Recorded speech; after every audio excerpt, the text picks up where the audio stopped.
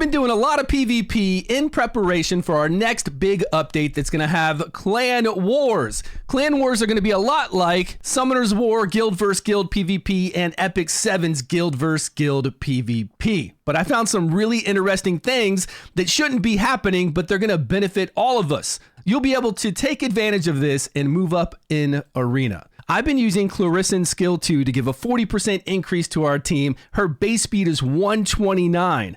Morgan's base speed is 130, and unfortunately, Sergius's base speed is only 101. He can do the same thing, increase our attack gauge, but his base speed is really low, and I want to go fast. If you want to see this, this is linked down below. I'm going to start a sheet on some of the best PvP teams out there because we're going to need multiple teams when we do our clan wars. Come and join the 3,200 supporters over at the Netmarble website. Pick me as your content creator and I will send you 200 stamina this month. Details are down below. Clarisin's going to come in and give us that attack gauge increase and a critical damage buff, which is very strong. 60% additional critical damage.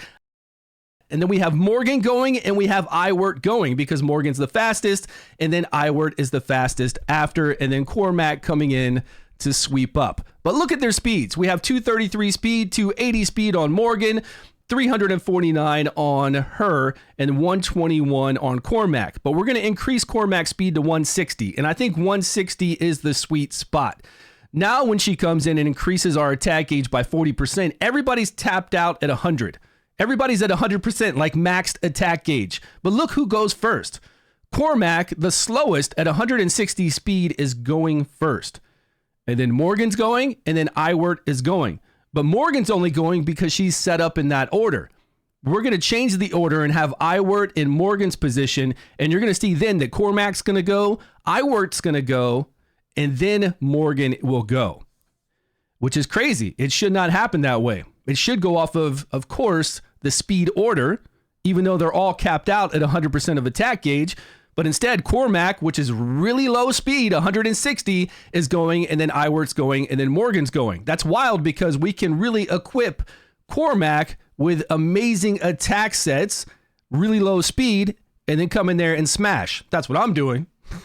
He's smashing everybody. Of course, we want Morgan to go ahead of our DPSer so we can get those debuffs up. Right now, we put Bedivere at 160 speed, so of course, Bedivere is going to go right after Cormac, and then Morgan's going to go after that. Why? I really don't know why this is happening. I just know that we're getting that attack gauge increase. Once we're over 160 speed with that 40%, it puts everybody at max attack speed, and then for some reason, does it in turn order. Now, in a normal fight, of course, I would have Morgan in front of Bedivere. So Morgan can put those debuffs up, Bedivere can take advantage of those debuffs, and we get some serious damage. But look at this. I've got a 160 speed Merlin in the first position. That 160 speed Merlin should not be going this fast, this soon ahead of everyone else. But there he is, taking advantage of freeze. So what can we do to take advantage of this? What can we build super accuracy heavy, super resistance heavy, super powerful to go fast like this, even though they're at very low speeds? Because we're getting that critical damage increase. Cormac is taking advantage of it. We've got Morgan coming in, putting up the debuffs, and then I clean shop. I mean, that's it. That's the fight. This will work with Sergius and his Flame Relic. His skill 3 gives you 40% to 60% attack gauge increase, but his base speed is much slower, and you want to be faster than the other team. You have to be faster than the other team to get that attack gauge increase so you can do what we're doing right now. Now, if I don't want Cormac to go first, I could put him lower than 160 speed, which would kind of probably be smart. And then I could save Cormac's big smash hit for after Morgan applies a whole bunch of decreased defense or additional damage taken and strips all their buffs. But right now, it's working out really well for me to have Cormac come in, hit very, very hard, and then everybody else clean up. It's been working fine. I am at 130 in the world ranked, but all I'm fighting are bots. I'm not even fighting other players, only bots. I don't know why their PvP is set up this way. It doesn't make any sense.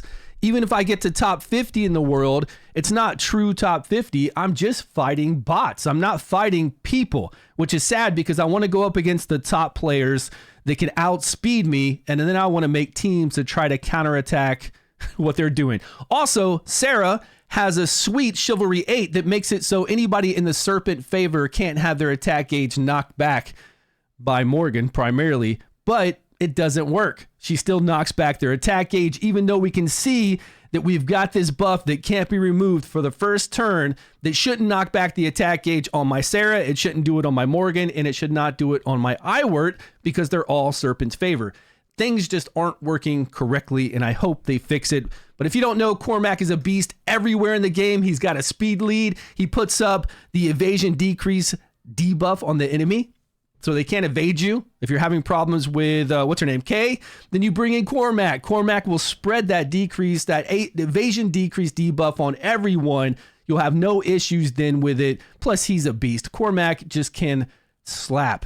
Doesn't matter where you take him. He is one of the best heroes for AoE damage. Hands down, the best hero for AoE damage inside King Arthur Legends Rise. But he has so much to him that keeps him alive along with doing those debuffs.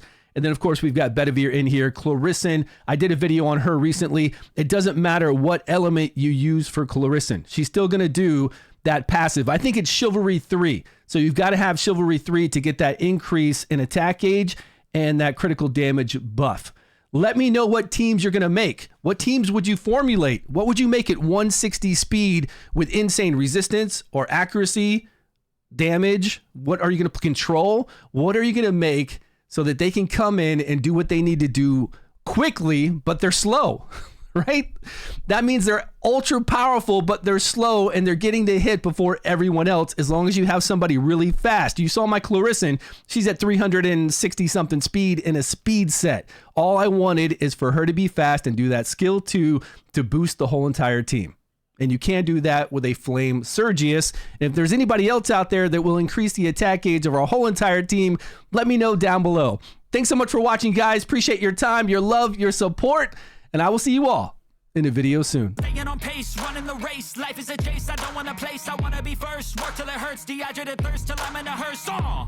High ambitions in the right mind can take you so far. It's like you lived a few lifetimes. Take off from a break off from the weak minds. They can stay soft. You can change lives. You create thoughts. Never waste time. You got one shot. You got one life. Better pop off. What do you like? Make a dream job. No 9-5. No mean boss. Just my life and free thoughts. You could try to play, but you're never gonna beat me. Look the other way. What I'm doing ain't easy. Bloody hands stained from the people who deceive me. Muddy hands break through the chains. Go free me. People like sheep move feet, hurt it easy. You don't wanna be fast asleep when they scheming.